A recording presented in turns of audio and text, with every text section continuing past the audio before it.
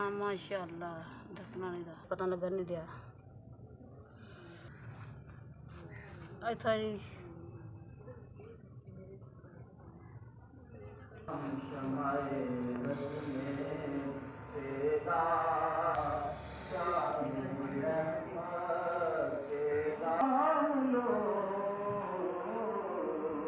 मेरा पीर ही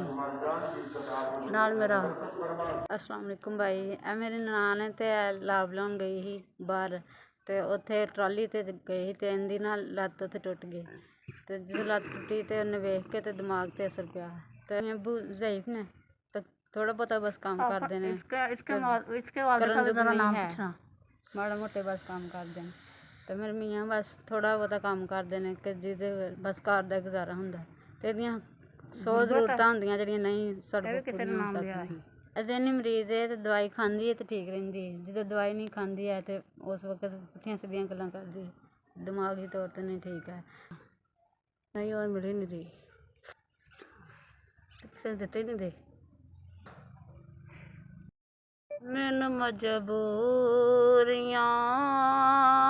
ते दूरियां ने मारिया सदलो मदीने आका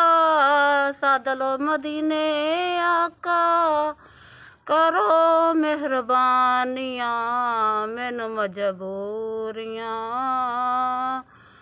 ते दूरियां ने मारिया। अस्सलाम वालेकुम भाई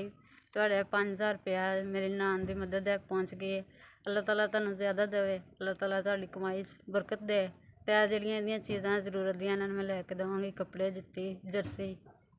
भाई भी खांदी है तो भी लैके देवांगी भैन भरा ने बाजी भाई जिन्हें भी मदद इन्हां दी कीती है अल्लाह ताला उन्हां दी खैर करे उन्हां दे वालदैन दी खैर करे अल्लाह ताला उन्हां दे मियाँ दी भी खैर करे अल्लाह ताला उन्हां नूं हज कराए अल्लाह उन्हां दा कारोबार चलाए अल्लाह ताला उन्हां नूं परेशानियों तो दूर रखे बीमारियों तो दूर रखे हर बीमारी है अल्लाह ताला उन्हां दी दूर फरमाए कि इस तरह के माड़े लोगों की मदद करते रहन हमेशा अल्लाह ताला उन्हां दी ज़्यादा कमाई च बरकत दे। 200 रुपये